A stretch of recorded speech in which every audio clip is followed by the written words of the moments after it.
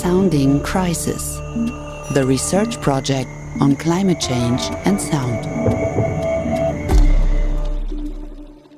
So please feel free to engage.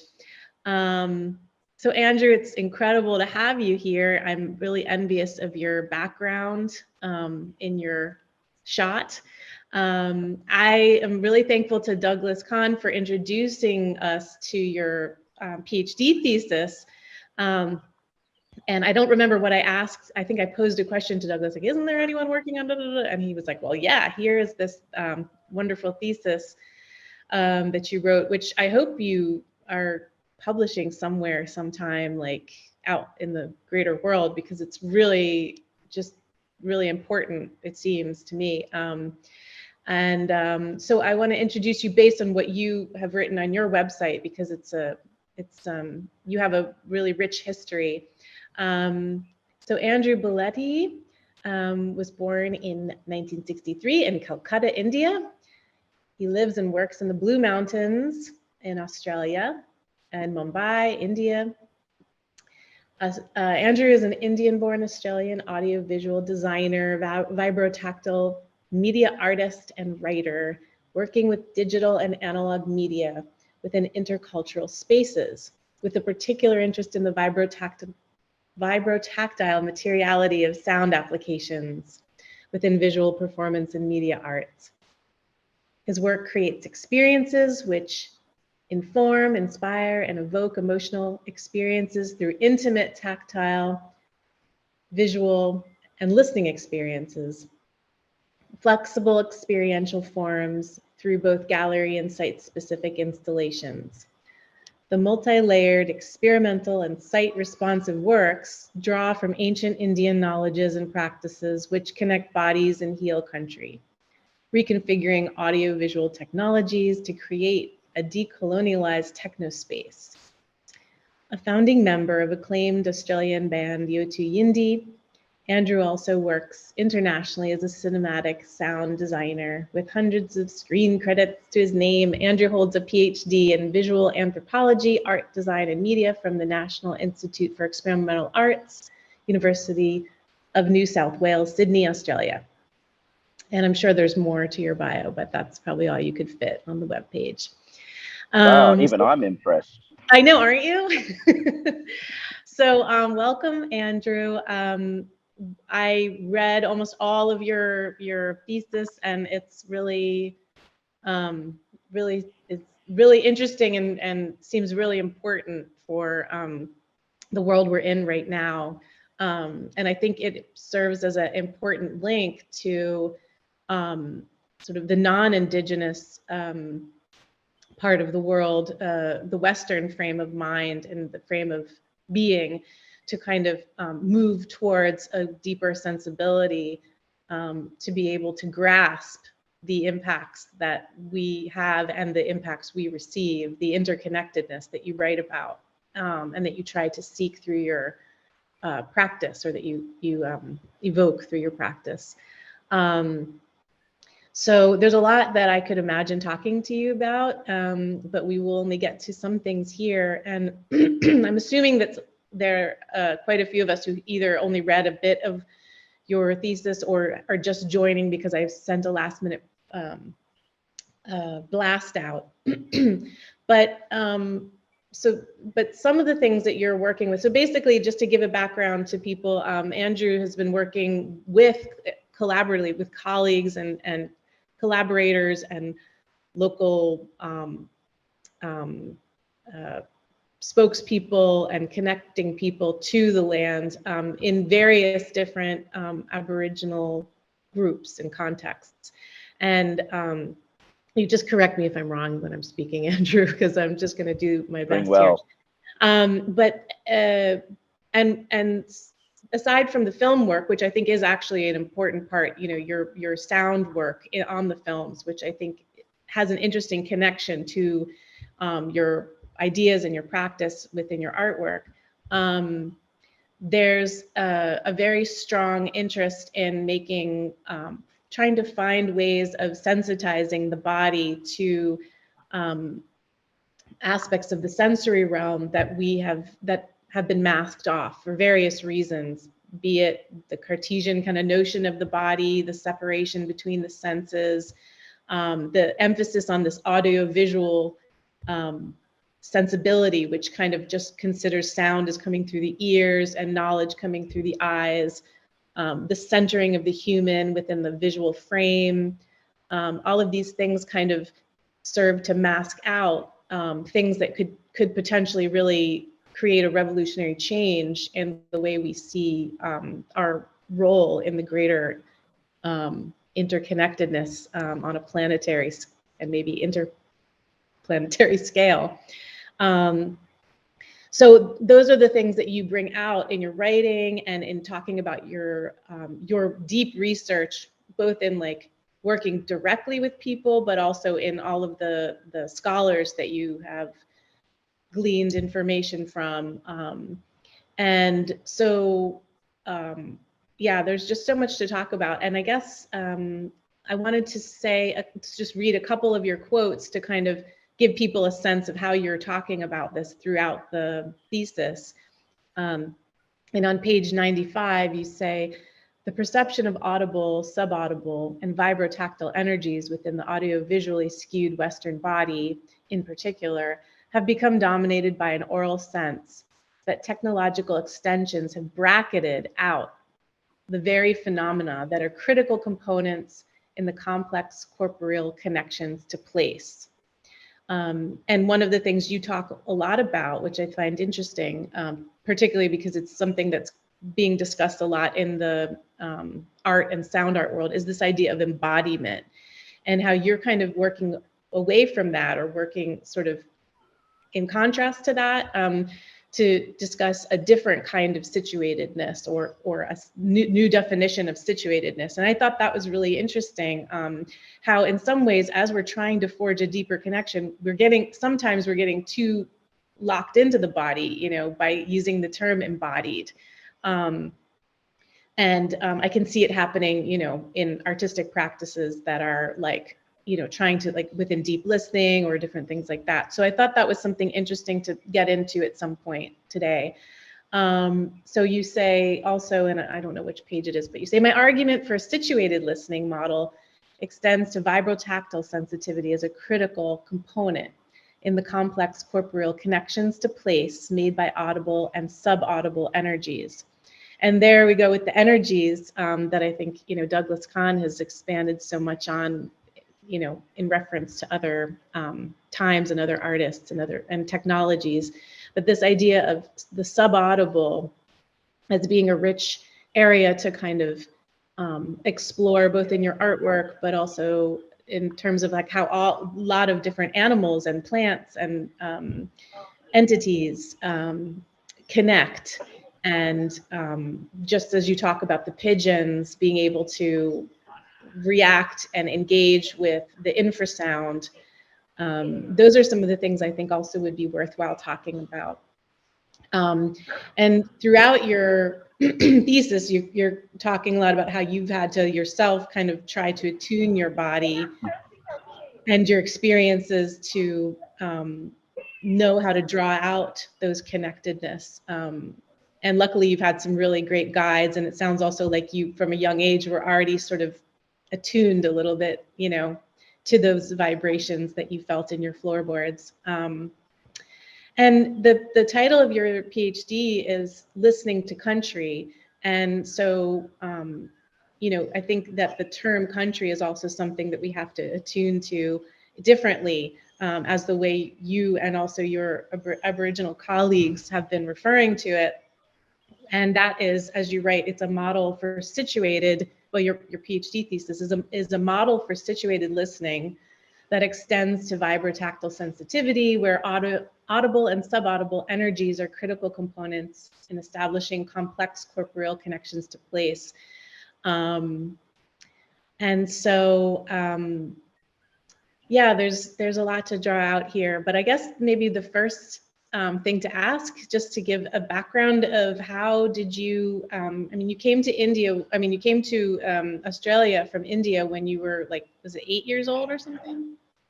Yeah. One. One, you're I was one. only 1 year old. Yeah. Okay. So you have very little memory of that. So that Yeah. I transition. only started going back. Yeah. Okay, I understand that feeling. I'm got the same thing with Denmark. Okay, so that kind of, like delayed relationship. But yeah, I wanted to ask, how did you first, can you give us some sense of how you like first engaged with, you were in this band, UT Indie, like you have a lot of friends that were from, different Aboriginal groups, and it seems like from different parts of the country. Like how was that? Because a lot of the people that I know, I don't know that many people from Australia. They seem to be very. I get the sense that it's a very sort of segregated. Like there's not much interaction between the Aboriginal uh, knowledge systems, but also people and people of Western European or other immigrants. But I don't know, maybe you could tell us a little bit about how you engaged and developed these relationships. I know that's probably a long story, but just a sense of how that occurred might be nice. Yeah, sure. I can say that in a Western context, you get, um, especially in terms of purely in terms of sound and listening, you become pretty accomplished very quickly. And the rest of it is just encultured learning, you know what I mean? Like, so it's the more you get exposed to different kind of aspects of different cultures, you kind of understand listening and sound production in different ways. But when I started working with people on country here, um, it was an entirely different thing. So what happened was, I Yothu Indie was not just a band; it fundamentally changed um, music in this country and the way that Aboriginal musicians were perceived. And one of the things that we did was we brought to the stage traditional manake, which is traditional um, performance, which in Indigenous terms is usually ceremonial and sacred. So it's specific to a specific thing, either some type of a ceremony or some type of event or some type of storytelling. But the band wanted to take that to a global stage, so they had to kind of not sanitize it, but change various songs to make them accessible to a wider public, which is something they really wanted to do. But what we had was some of, or three of the possibly the best performers in the country at the time, um, from their particular style of music, which is very rich because these people live on in their traditional kind of homelands, and they speak their traditional Yolngu their language, and they hunt and fish. They live a very traditional life, and their ceremony is vital. The performance of their culture is not something they do to impress people. It's something that's vital, um, and it's dynamic. It's kind of ongoing. So that was the thing that I was hugely attracted to, because the performance of the manake that I saw up in Arnhem Land, it just freaked me out. Like, it was so visceral, but on a different level. It was, they do this kind of dance performance where they stamp the ground very, very, very hard with the heels of their feet, and it literally vibrates the earth. So you have to sit down and watch. And these performances are, it's as visceral as going to, if you go to an EDM concert or something and the bass is, kind of hitting you in the chest. It's that type of, it's a very, very confronting experience. And the timbre of the various instruments that they use, the yidaki, which is the didgeridoo, it's extremely low frequency. And again, it's directed into the earth. It's directed into the ground, and the most of the energy that's produced during the performance is directed into the ground. And it's just started me thinking. I was going, what is this about? Like, even the singing, they sat down on the ground and sang looking down. They didn't look up at any perceived audience. They looked down at the ground. Everything was directed towards the earth, which was, plays a huge role in cultural production. So that was, to me, a really unique thing. And I thought, this is totally different to anything that I could possibly understand from my Western upbringing. And in order to understand that, I started having to attenuate various sensitivities in my body, and various modes of, quote, listening. I had to revisit those to understand how to engage with this on a level that it was being produced. These people did it naturally, they did it normally. But for me, it became something that I needed to really challenge myself to understand. And that was from, I think I was about 18 at the time. And thankfully, we did a lot of work within not only that community and with, that group of musicians, in the end went to a world stage as they desired. But we used that particular coming together of cultures to work across communities, and Indigenous communities in Australia are very disparate. They're very completely different. So we used that as a way to go into communities and to do workshops and to develop performance and recording and song recording and storytelling and whatever. So we did a lot. I was exposed to, I suppose, in the first 10 years of my career, a lot of different situations. So I learned a hell of a lot about the situations and how important they are in terms of the production of the sounds and the dance. So, when you're standing, as I did just a few days ago, under a massive rock shelter, and you're looking at the rock art that's thousands and tens of thousands of years old, you understand that in terms of a classroom, where the overhang, here they don't really have caves, so they're like an overhang cliff, and that cavern becomes a resonant chamber, and the person who occupies that chamber or commands that chamber is the person with the loudest, most authoritative voice and the best singer, and then the best artists are the ones who grind up the ochres and paint. And why they are there is for 3 months of the year, it rains so much that their homelands are flooded. So they have to go up into these areas, these rocky areas. And you have a captive audience, you have a classroom, that's your cultural intensive for 3 months. And so when people become good singers and good dancers and good orators, storytellers, when they learn their lore, their kinship systems, they do it in an intensive period while it's so much rain prevents them from going to their normal place of habitation. So it's really interesting. You start looking at situations, and in each situation you see these unusual kind of acoustic principles at work, and then you start understanding what it's all about and why we miss out so much when we try to apprehend things just conventionally with microphones and just really conventional Western techniques. I just came back a week ago from the northernmost part of Australia, a little island right up near New Guinea, and I was taken up there to record a particular song performance.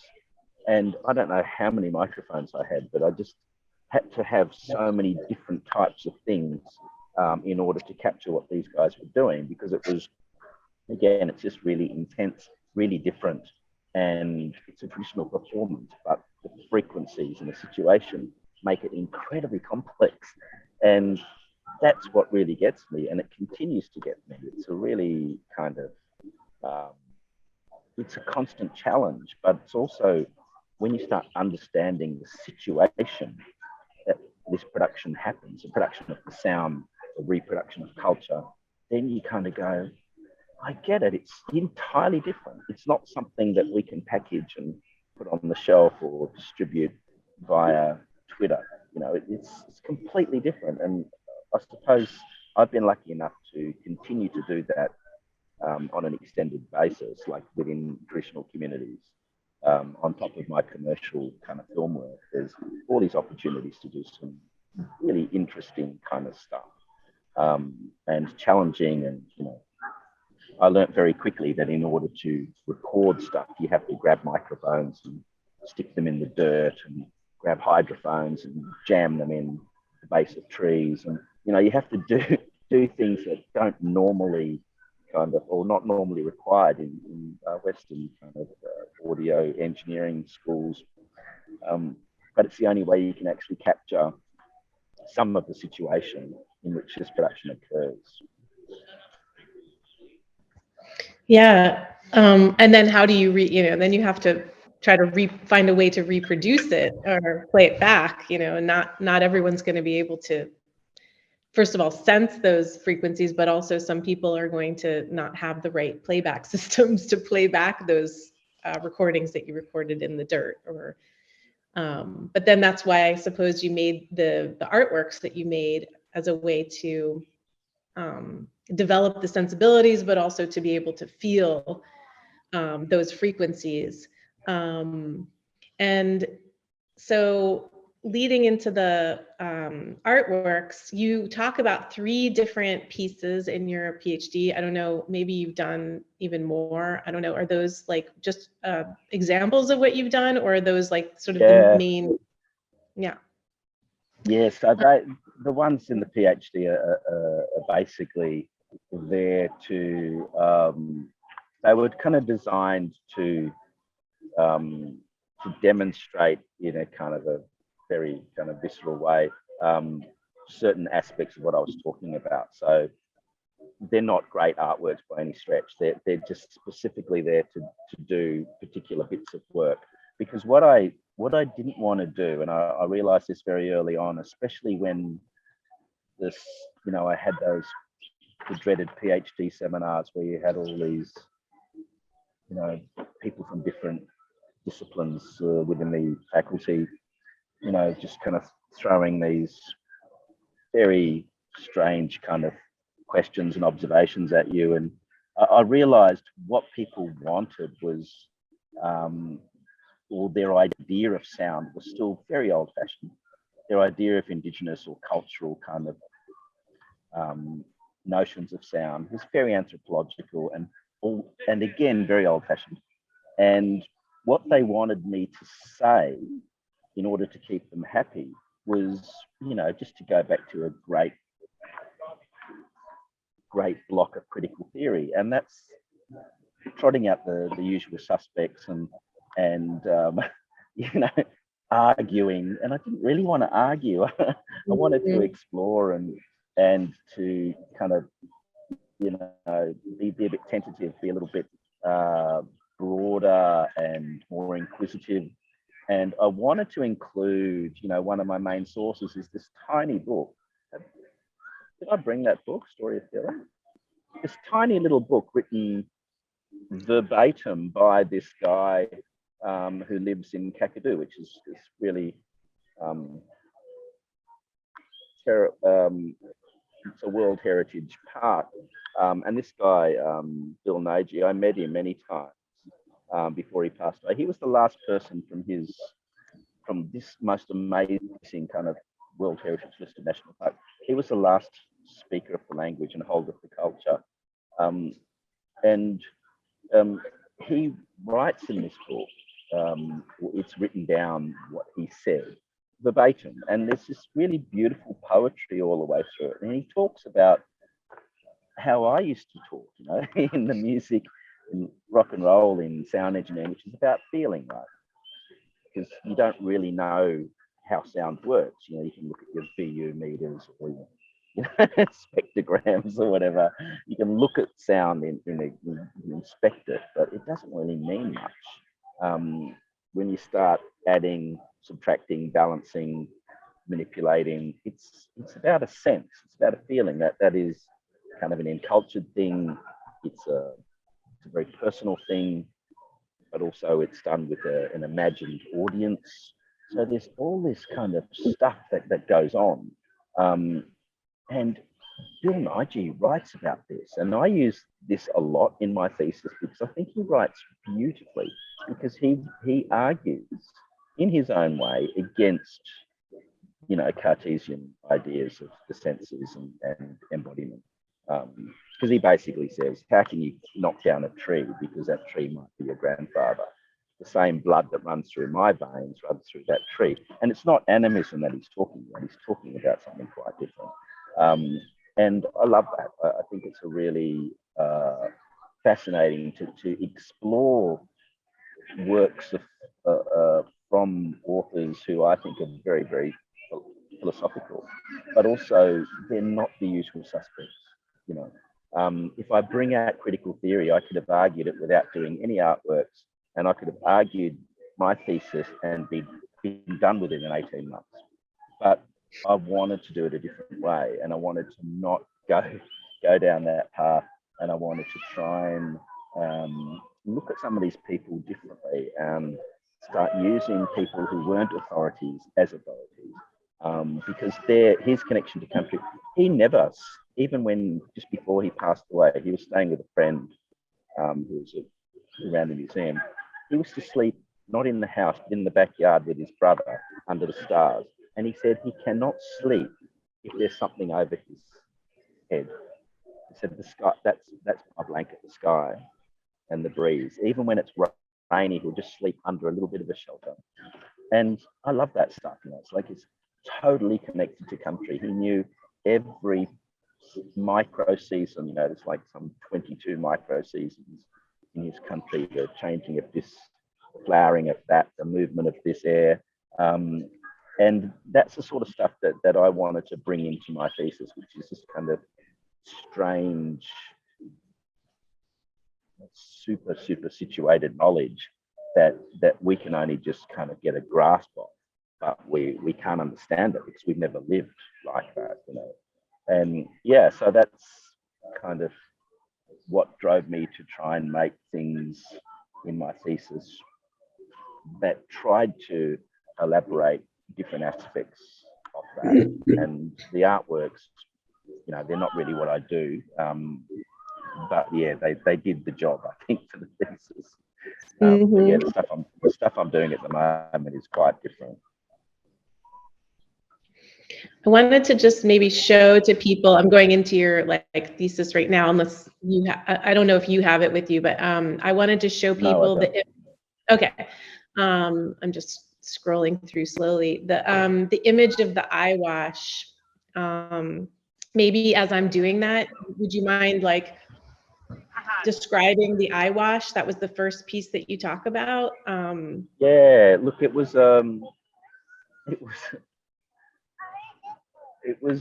basically, you know, an idea of trying. It was a bit of a gag, really.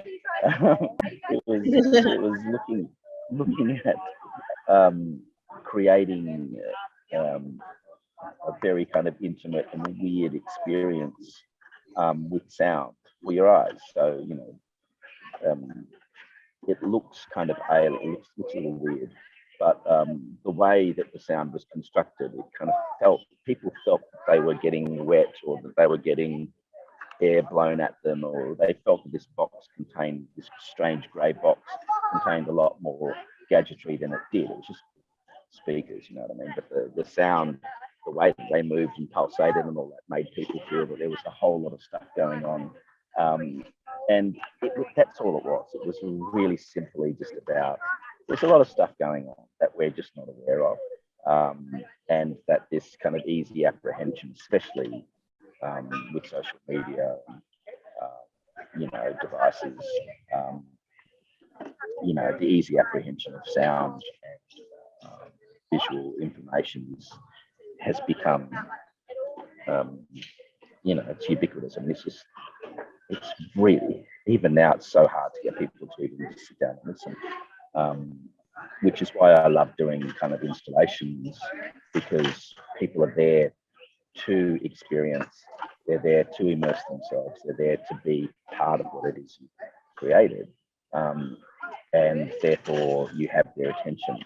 But a lot of other situations now, it's so casual that people, after a few seconds, they basically just turn it off.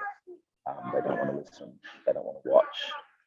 It's really kind of truncated.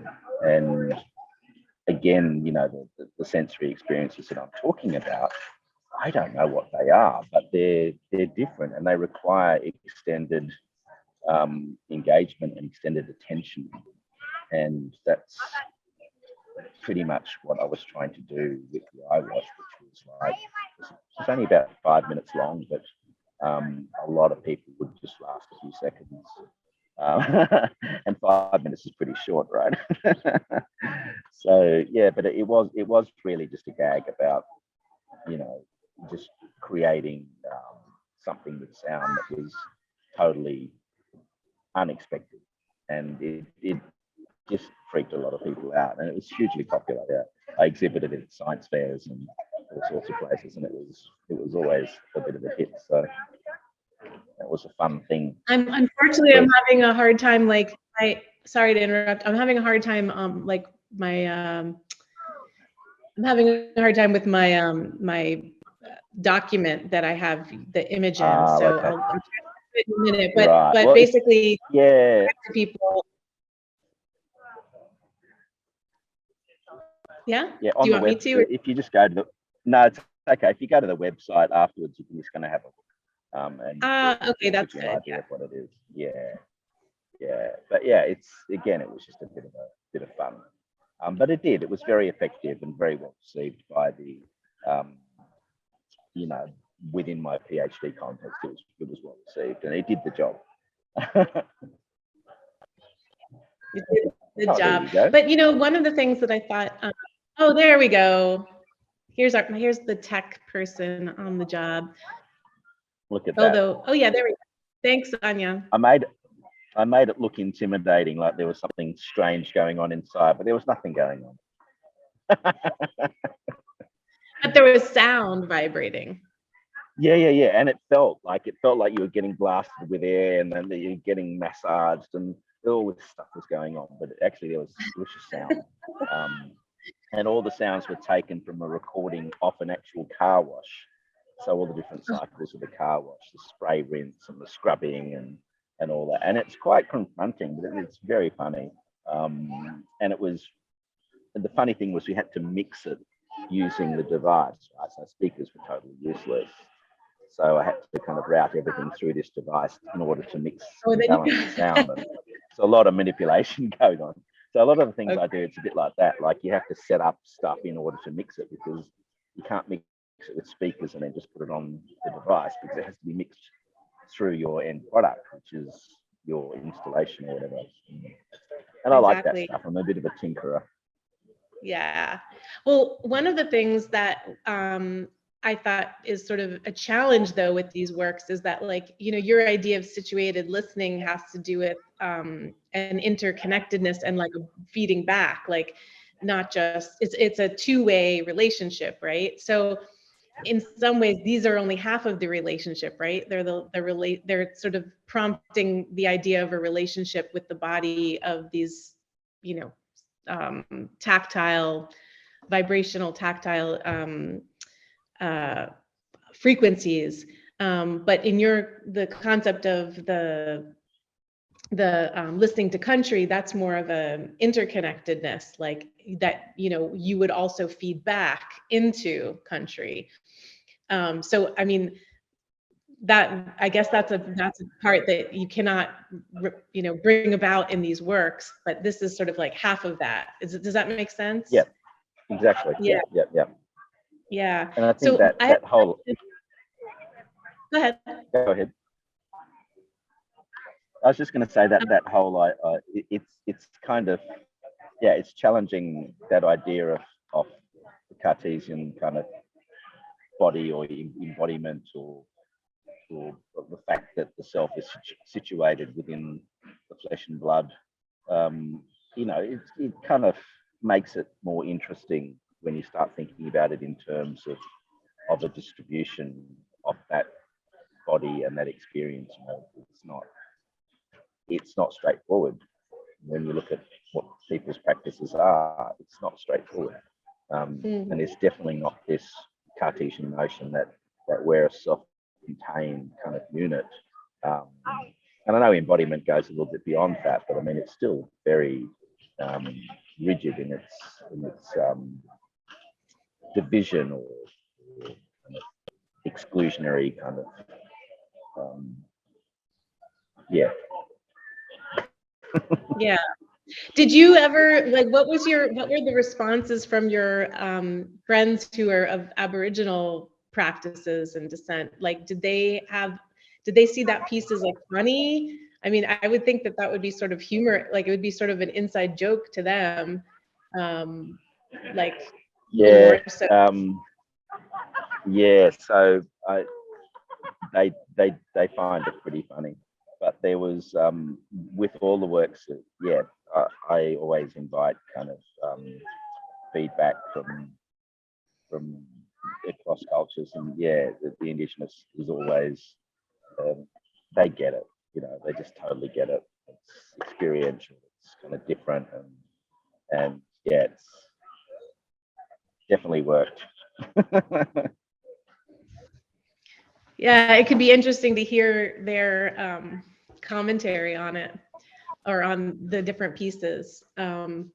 You also have this great, I really like these works, because I mean, I think there's this other piece you did that's the map desk chair. Yeah. And that is I don't know if Anya, you can do your magic and find that in the dissertation. But that piece is like, you know, kind of sort of disrupting the notion of how we understand place, where you like actually have this kind of old-fashioned school desk. Yep. And you've imbued these kind of different steps on Earth, and then you're kind of bringing out this idea of what was his name, Captain Cook. His first step onto the land, kind of showing how like the impact of a step on land, you know, has a resonance. As a resonance, yeah. So so you have sound piece, different sounds that are working within that piece. Can you talk a little bit about that piece too? Yeah. Oh, there we go. Looks very, very innocuous, doesn't it? So it's a multi kind of sensory thing. So there's a big map on the desk, which is very much the desk that I had in school.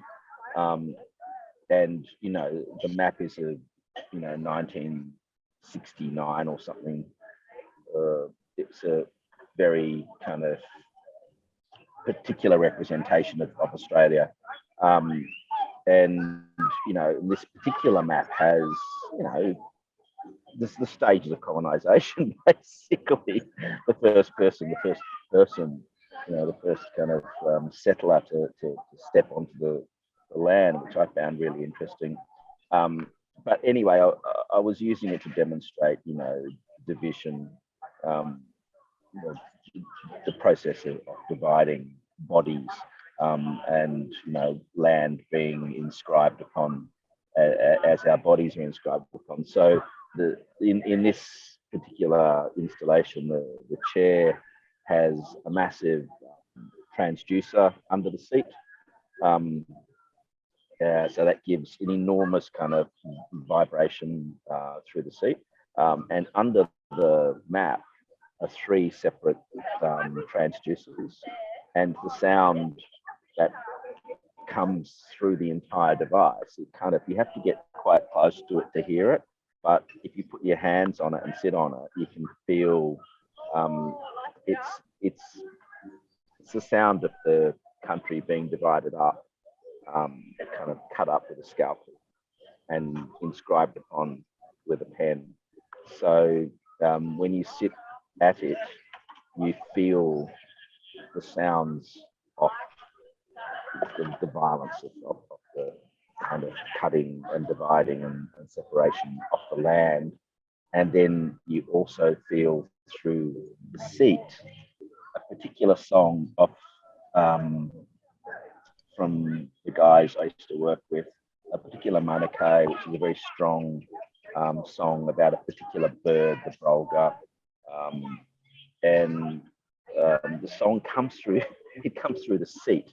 And it's really, because there's a yidaki, there's a didgeridoo, there's this really strong vocal performance, clapsticks, and you don't know where it's coming from, but you can feel it going through your body. So while you're experiencing the slicing and dicing of the country on the surface of the desk, you're feeling the kind of grounded, probably a song that's as old as, tens of thousands of years old. And yeah, it's quite, again, very difficult to mix. 4 channels of audio mixed with chair and desk. But it worked really well, and it was sensor activated, so it activated as soon as you sat on it, and it played for about 3 minutes. And it worked really well. And interesting, because the transducers give you very localized sensation on the surface, so you could actually, it felt like somebody was slicing and dicing the country. You could feel the movement of the lines. So yeah, I think it demonstrated what it needed to. I also thought it was really interesting because I've had sort of an interest in like the idea of tables as being part of the like ethnographic or like anthropologist toolkit to be able to like analyze things within the context of a uneven terrain, and how even that as just the table as a measuring device in and of itself, just that like flat horizontality. I thought that was just really brilliant to use the table like that. Yeah, well, there was all that, and I tried to write a bit about it, and don't know how successful that was, but about that kind of inscription process, and yeah, I mean, it was trying to get some ideas across of that country, which is very big in India and in Indigenous Australian culture, which is the idea of the land being just super important. And that's, here it's called country, so connection to country, which means the land, and it's an idea that's now getting much more traction within this country, within Australia. But when I was doing the PhD, I mean, Indigenous knowledge and all that was considered to be like, what are you talking about? There was only a few people who really kind of got it.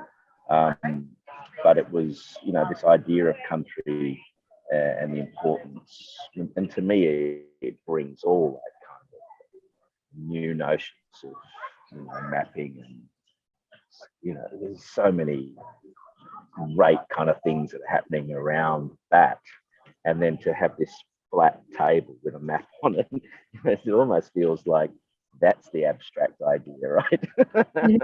It's like, what the hell is that? How do you even look at this and then end up with that? That's just, it's just a total abstraction. Yeah. There's also there's something I wanted to maybe ask you, and then maybe, I don't know if Douglas Kahn is still like on the line here, but there was a quote that you brought about in here. Let me see if I can find it. It has to do with John Cage's ideas of silence, and I thought it was super interesting, and I thought maybe either you or maybe Douglas could, or together could elaborate on it. It's this idea that I'll just read what you said. It's Cage's conceptualization of silence. Okay, Douglas Kahn eloquently sums up by claiming, I merely refuse to accept how Cage reduces sound to conform to his idea of selfhood. When he hears individual affect or social situation as simplification, I hear their complexity. When he hears music everywhere, other phenomenon go unheard. When he celebrates noise, he also promulgates noise abatement. when he speaks of silence, he also speaks of silencing. And I was just curious about this idea because, you know, being in the sound artist realm, Cage is sort of always like the god of, you know, all ideas and and nobody, you know, like silence kind of has been used so much that it's almost deafening. You know, you don't really like question it anymore or really think deeply about what is meant or what is masked by even just the term that we're using of Cage's notion of silence. So I was just wondering if you bring this in at some place, and I thought it would be interesting to hear you, or if Douglas wants to elaborate on it, that could be really interesting. Like, what is it that you're sort of reacting to about this notion of silence?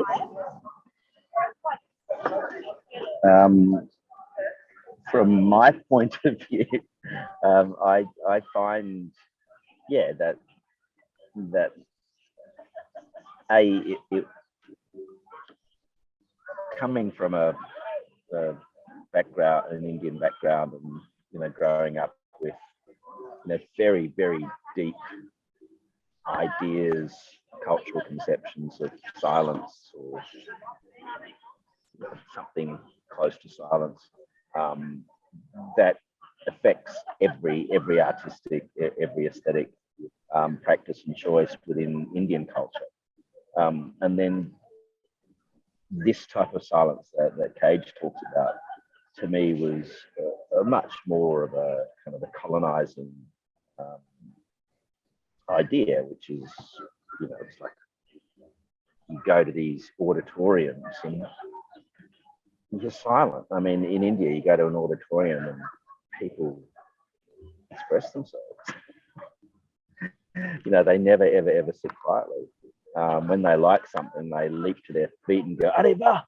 You know, they're just like these incredible kind of, and they're always sighing and like throwing their hands up in the air. And it's really, really kind of expressive, and it's not silent, you know, and yet silence is an ingrained part of Indian aesthetic as far as dance, music, writing, painting. It's everywhere, but it's not this type of kind of silence that Cage talks about, which I know Doug's much more authority on it than I am, but I do find that his idea is, to me, it's fairly, it's yeah. I'm trying to be diplomatic here. I don't much like it. It feels that it's very heavy-handed and very prescriptive, and I didn't think it was particularly adding much to what was going on at the time. But I think, you know, in that context of that particular concert hall or whatever he was trying to do, then it's interesting. But yeah. Thanks. I just thought it was really provocative and interesting. I wanted to follow up on it. Thanks. I guess the last part that I wanted to ask you about is because I also went to a conference once where I don't know how to say his last name, Gantro, the sound artist. Aviv, yeah. Yeah, Aviv Gantro, where he presented his works, and it always like really struck me how, and I was always like technologically perplexed, like how is he getting these sounds from a rock, or like he was, you know, getting some kind of a you know, chemical transformation, vibration out of there, and I was left being more confused, but very interested. Yeah. And something that you bring up is because one of you have this piece, or you talk a lot about these pigeons, these idea of the pigeon as being one of many, you know, beings that actually follow the infrasound of, let's say, the ocean waves. They can like react to, or I don't know if they're following, reading those somehow. And I also know that, like, you know, there's there's electromagnetic sense that that birds have. They have like this cryptochrome for something in the eye, which is a protein, and apparently some humans are also have been shown through studies to be sensitive towards that. But I mean, that's a little bit different. That's an electromagnetic sense. But in terms of infrasound, Gantro says that like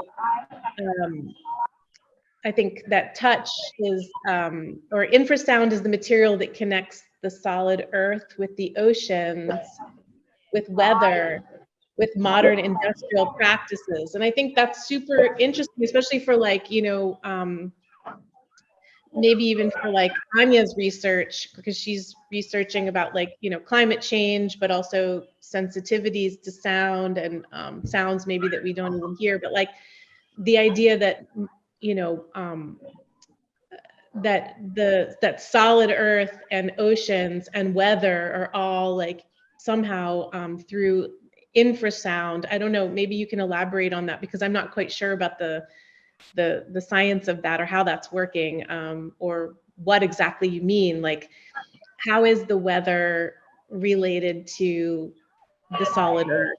Or if I don't know if that's too much to ask. I know maybe you have to deep into your notes, but No, it's not too much. I think on a very basic level, if you look at the microbariums that the pigeon is sensing, these are things that humans, when they sense these super low frequencies that are around they're around 0.5 hertz and stuff like that. These are waves that are like massively long. And in order for humans to sense them, they have these huge arrays that are built in deserts and mountain regions and stuff. And they're like 30 square kilometers or something of these kind of, you know, wires and sensors that act as one big sensor, basically. So you've got that in order for a human to sense what these low frequencies or this infrasound is doing. And then you've got the body of a pigeon, which is just big. So it's, to me, it's such an anomaly, you know, like, and I'm a polymath, you know, I never try to be scientific, but I love the idea that a body that's that size can sense something that we have to spend tens of millions of dollars to make this enormous facility in order to sense. How does this little guy do it? You know, it's really quite amazing. And how do humans and other animals sense air pressure drops and changes? It's something that they shouldn't be able to sense, right?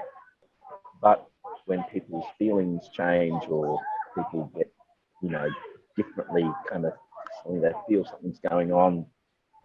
Dogs in particular are very sensitive to, they don't need the thunder, they can feel the pressure drop, and they'll change, they'll become alert. So they're attentive to things that humans have to spend a lot of technology and money and time in order to sense, right?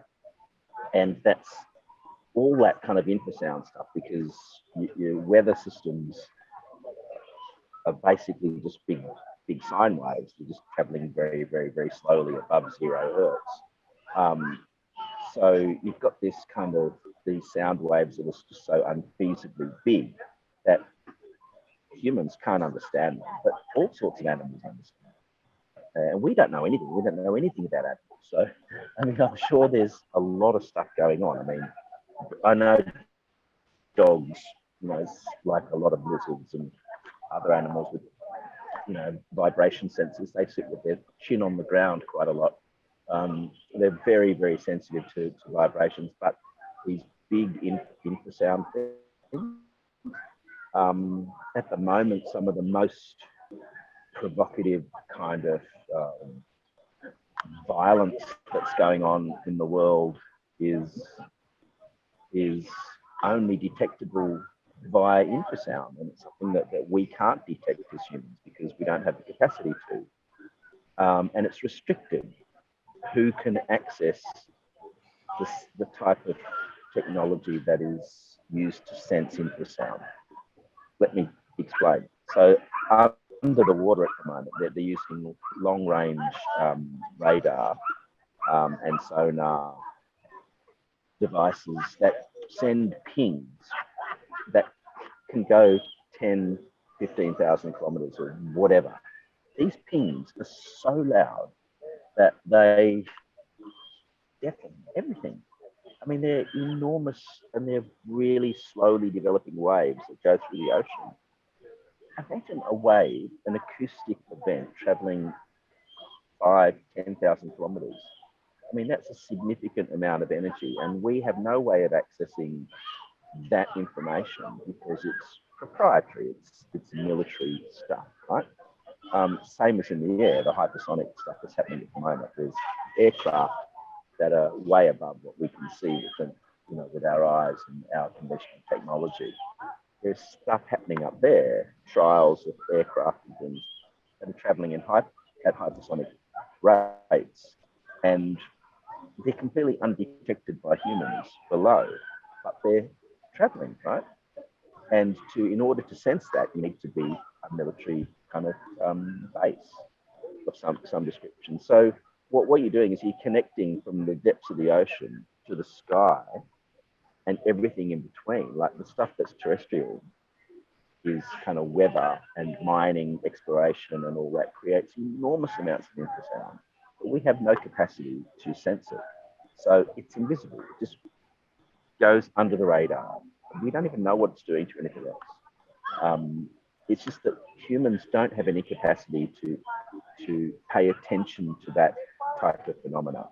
And that's where it gets tricky, because it's there, we know it's there, we know these industries produce it, we know it's produced in space, in the ocean, produced everywhere in huge amounts.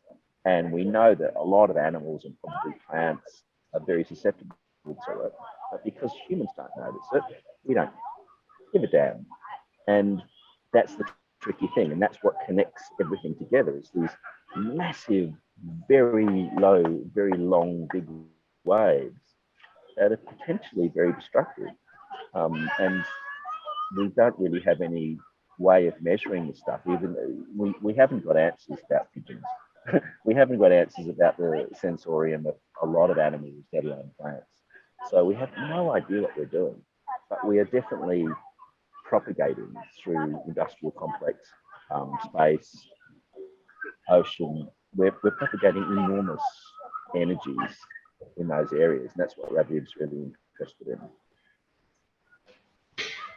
Yeah, it's interesting how, you mentioned this in your thesis, how the closer we become to developing all these technologies to sense, the further we become, in a sense, from our own sensorial capacity. It's sort of like closeness brings distance in some weird way, if that makes sense.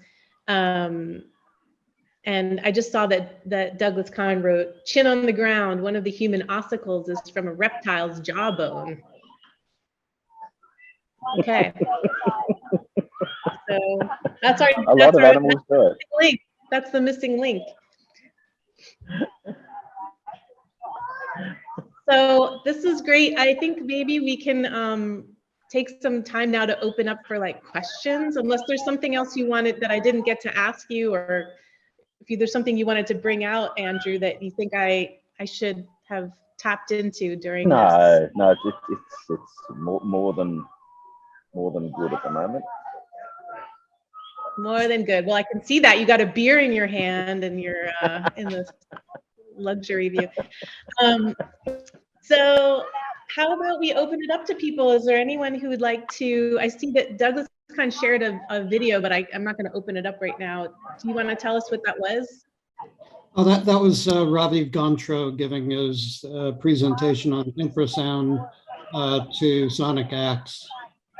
There was actually there were two other talks in that session that were about infrasound specifically. So if there's probably a link to there might have been just one other presentation on infrasound, but there was a sort of a whole session on it that was very interesting. That yeah, sort of essentially repeated what Andrew said right there.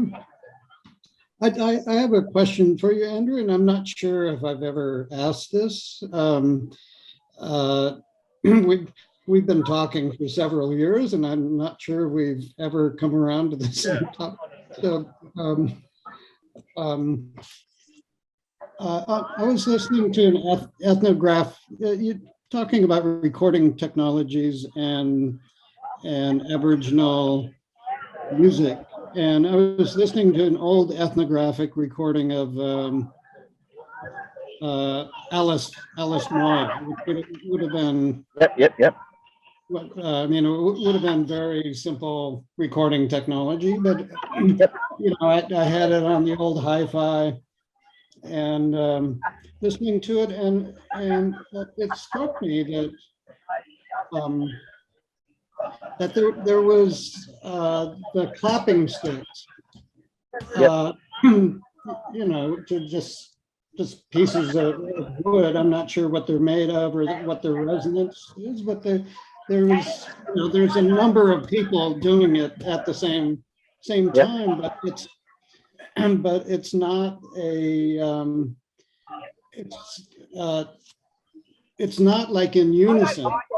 It's sort of an impossible unison, and if you actually sort of listen to the sound, it's incredibly complex, even in such a crude form of recording. That it's not like this atomistic point of that it's like these little like not clouds, but like sort of fields of that of that time. And I'm wondering if you it's like it's a very small distribution. It's instead of a point, it's like this really rich distribution that if you start listening to it, you can hear lots of things within that distribution, in these points, and they're not so, and just from one to the next, it's not a repetition. No. Yeah. Yes. So I'll go ahead. No. So yeah. What? What's that? so there's a couple of things that work here. One is that what she was recording was from the Central Desert, and their particular way of singing and performing is the singers sit cross-legged, and so they sing in a strange kind of unison, but it's not really unison. It's a little bit kind of there is some variation in kind of microtones going on there, but the clapsticks that they use are very different. So if you've seen the shape of the boomerang, which is kind of a curved thing, they use these very, can't really get it here, but they're probably about maybe 2.5 feet long. They're really long boomerangs, and they use them, and they tap them together like that, and then they rattle them like that, top to bottom. So, and they're made of river red gum, which is a very light but very durable, and they're flat. So they're flat kind of boomerangs, but they're specifically made for performance. So mostly the boomerangs in the Central Desert are used for hunting. So they're these kind of big, funny shaped things that travel really well. Whereas these are very uniform, they're tall, and they just clap them together, and they're different sizes, give different tones. So you've got this kind of strange range of timbre coming from each one, and they're a little bit, their sync is a little bit syncopated within the beat, so it gives this really great kind of clack clack sound, which is, it's really unusual in Australia to hear that. But that's the Central Desert, so that they sit down and they sing and they clap, and the women do this dancing, which involves again stamping on the ground, That's quite different. Whereas the guys that I work with in Arnhem Lounge, they use Bilma, which is clapsticks that are made of ironwood, and ironwood is, as it sounds, probably the hardest wood. They use an angle, a grinder to cut it. It's really, really hard. You can't really saw it. It's hard and it's heavy, and the sticks are really fat and broad. They're kind of that wide, and they're about a bit over a foot long. And when you bash them, they're extremely percussive and loud, and they're only played one at a time. In the central desert, you'll have 4 or 5, sometimes 6 people playing the things, which gives you that rich kind of variety effect, clack, clack, clack, clack, clack sound.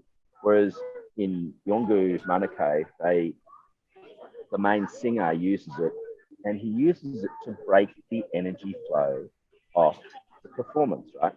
So their Manukau is Yidaki, which is like a really low frequency drone with all sorts of overtones played into the earth. And at certain points, he uses it to crack, to break the flow of energy. And that's what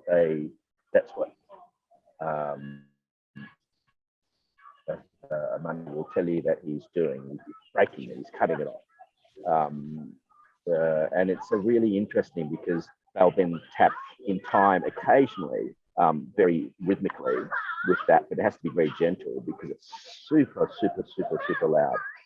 But when they use it like a punctuation, like to break the flow, it's deafening. It's like it'll take your eardrums out. So they're totally different parts of the country. One is the centre of Australia. One is the very northern part of Australia.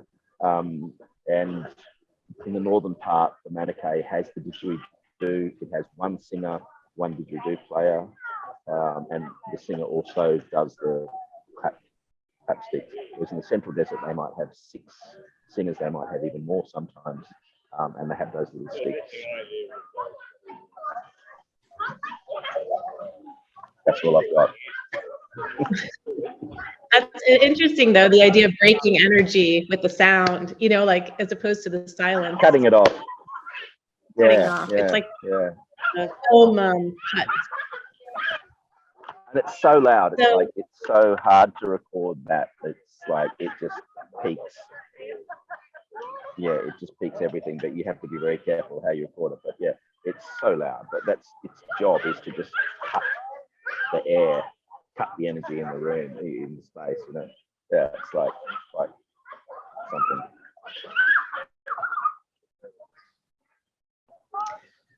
So, anyone else have any sort of thoughts or reflections or questions for Andrew to elaborate on? Got to look at this sunset. It's gorgeous. Look at that. Look at that. Oh my God. Okay. That's the sunset. Where are you? Do you have crocodiles there? Yes. I just saw the sign. Don't swim. Crocodiles. Yeah. They're everywhere. Crocodiles and sea wasps are the other ones. Yeah. Yes, we saw quite a few the other day. It's quite funny. But the sunsets here are just absolutely, that's just ridiculous. It is 7 p.m. here, though. So. Where are you, Andrew, I'm in the right very now? top of, in Darwin, which is the very top of the country. Yeah. Okay. It's a very northern part. Yeah. And speaking of ethnographic recordings, the people that I've been working with and have been working with for the last 4 or 5 years are very most northern part of Australia, in the Torres Strait Islands. They're Indigenous people, and their culture is quite different. And they're still Indigenous Australians, but they have a very different everything. But they were also visited by Haddon, an anthropologist. I'm terrible at dates, but it was around the turn of the century. And what they did was they recorded on a wax cylinder. It's like 40 degrees in tropics. So I don't know how he managed to pack wax cylinders in his boat, but he pulled them out with this massive gramophone horn. There's a photo of it, and recorded onto wax cylinder a couple of songs. And those songs were not only the first recordings in this country, but they were some of the first recordings ever made using this technology. So they existed in the British Library until about, I think, 15 years ago, when the recordings were rediscovered and digitized, and I've got some recordings of them. They had never been played. So it's recordings of songs that were documented over 120 years ago, and some of the earliest sound recordings ever made on Earth happen to be in the Torres Strait with the side-by people, who are the guys I'm working with for the last kind of 4 years, or longer than that, 8 years. But yeah, I'm doing a project with them at the moment, and yeah, it's really interesting that they are the first recorded people on Earth. I think before that wax cylinder technology had only been used in a studio to test it or something, and hadn't had it out there in the tropics. I don't know how. Still sounds all right. Did you play it for the people you're with? Oh yeah, it became widely available. So it became the library allowed it to be, the British Library allowed it to be digitized, and then when it was digitized, it was sent back to the community to have. So a lot of people share it on their phones and stuff these days. But is this a song they're still familiar with, or was this a surprise? Yeah. Yeah, okay. Yeah. It's just the way that they sing it and the language, and the recordings. I know with the song that I've used in the map desk chair, it was a 1980s recording that I had been involved with. But that same song, there's anthropological documentation of that song that goes back about 70 years, and the style changes of the performance. So when people listen to it, and they go, "Oh, that's that old man's way of singing. Oh, that's a different." So it has, they're listening to it and it's familiar, but it's also quite different because the way that they sang, the Western influences, especially the church, has really rubbed off, and it adds, a lot to the way people structure their melodies and their harmonies and stuff. So it has kind of changed the way some of these traditional performances, occur. And I think that's really interesting because they become more melodic and less kind of raw in some ways, simply because of so much exposure to Western hymns and all that stuff. So when they listen to the old stuff, they go, it's really quite beautiful. It's different, but it's the same, but it's different.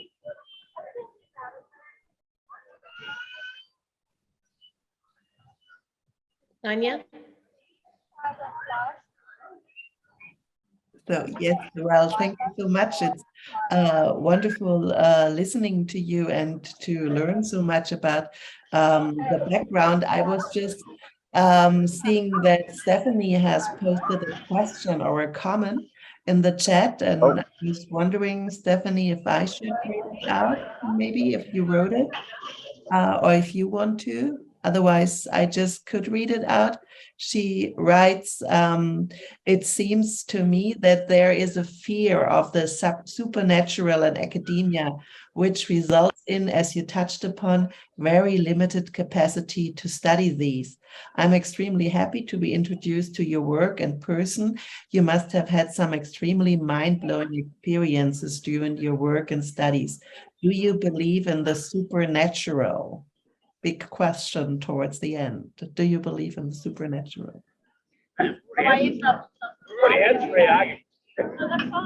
It is a big question, and I will have to say that not only in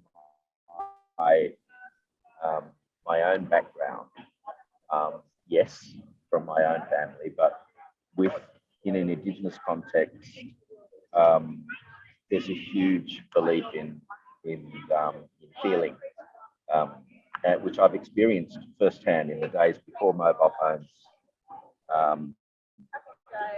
Being out in the middle of the bush, for want of a better word, like there's nothing around, no phones, no nothing, and somebody starts wailing in the middle of the night, far away in the house, and the wailing gathers momentum, and they wail all night. And in the morning, you find out that a relative had passed away. And this sort of stuff happened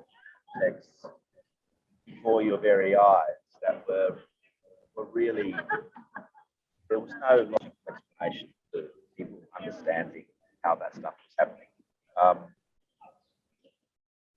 And I think this kind of attention, extended attention, or whatever you want to call it, into these different realms, from what I've seen, is really relevant to Indigenous people. And they have no problems talking about place and energies of place, and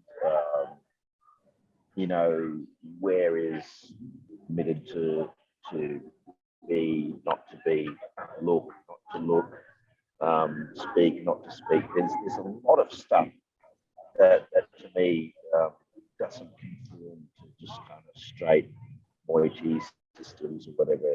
There really is a lot of reliance on perceptions of energies and situations that have no explanation. So I would have to say, yeah, I mean, from what I've experienced, yes, there's a big amount of that.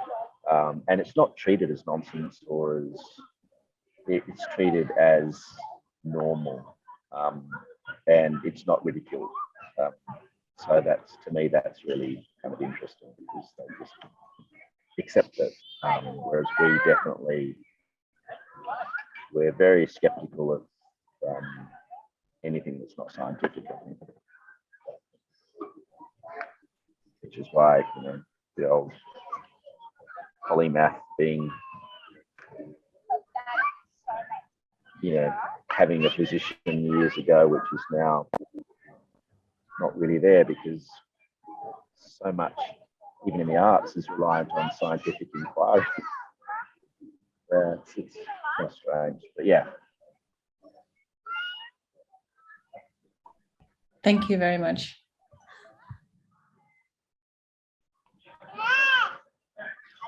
Although it does sort of seem like, Andrew, in your work, you are to some degree naturalizing what you're calling the supernatural, maybe. So maybe it's not so supernatural after all. Yeah, I Maybe like that, Jenny. I like that.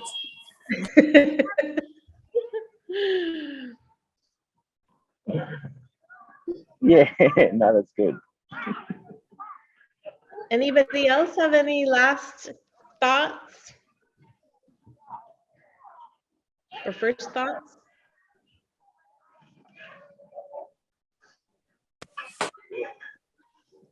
Going once, going twice.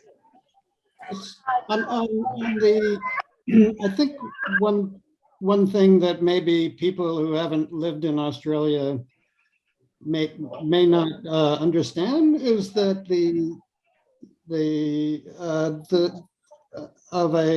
living on a land where there's been people for a continuous culture for 60,000 plus years, and that a lot of what Andrew, I think, is talking about is that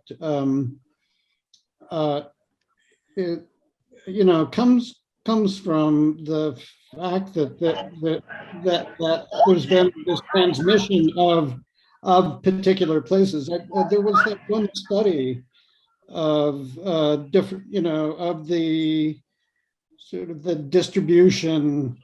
There's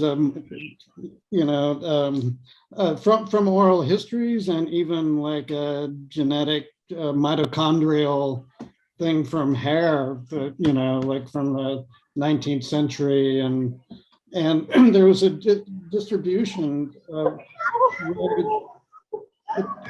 there could be peoples that were, groups that were not.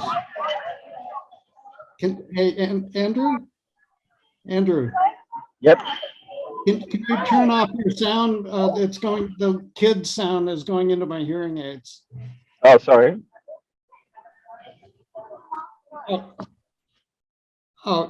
Yeah, thanks. I had to, when I got him, I had to stop volunteering for my kids or my son's kindergarten. It's just like these little knives go into my head.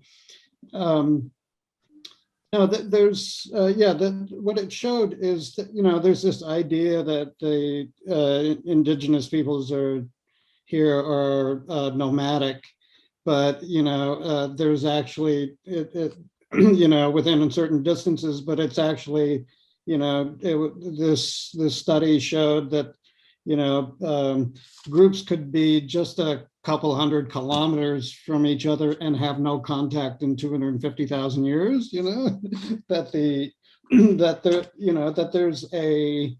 there was a country met, and what you said about micro seasons, had to do with being in those places and knowing, and so that sense of the objective energies of the place had to do with like a really an ingrained familiarity that is really fundamentally different. It's and that there's really, living in Australia, you get a real sense of that, and I don't know if that would that would be communicable in, say in different European countries. I don't know. I mean, in India, I think there's large indigenous populations, but I'm not sure if the sense of that can be as sort of grounding, literally grounding, in a experiential, intellectual traditions and things like that as it is here. It's palpable here in Australia, and I've just been here, in two stints. I don't know, 15 years, 20 years or whatever. But it's something that is, it's a fundamental thing. I think it happens in New Zealand as well, but it probably happens in a different way. But yeah, I just, in terms of, Stephanie, when you were saying in academia, there's actually quite a bit of work in academia around, I'm not sure what you mean by supernatural, but because a lot is often sort of lumped into that. And if you sort of tease it apart, then, then it becomes a lot more manageable. And there is quite a bit, there is quite a bit of work in academia in certain areas. But I think what Andrew was saying about it's not an odd occurrence for some people. It's like, it's a not only sort of daily or quotidian or maybe brought out by certain rituals or whatever, but it's been like that for a very long time. And it's not, yeah. So I actually look at different intellectual traditions within the world and see what's important for them, so and wonder why they don't expand out into things that are more fundamental. Why, Friedrich Kittler, is actually like engineering. His ultimate thing is engineering. He doesn't even go out to science. It's like, what would like these strong sort of intellectual, all these intellectual labors, what would they look like if they were, had a different basis, and I think that's, I just wish I could see how it could be different just from living in Australia and not having all these imperatives. You look at, I look at my American colleagues and see what's important for them, and it's I don't know, it's like mostly mediated, it's sort of mass mediated, or there's a fundamental thing that happens here, and I think the Andrew's work is a is a conduit to that type of thing, and yeah.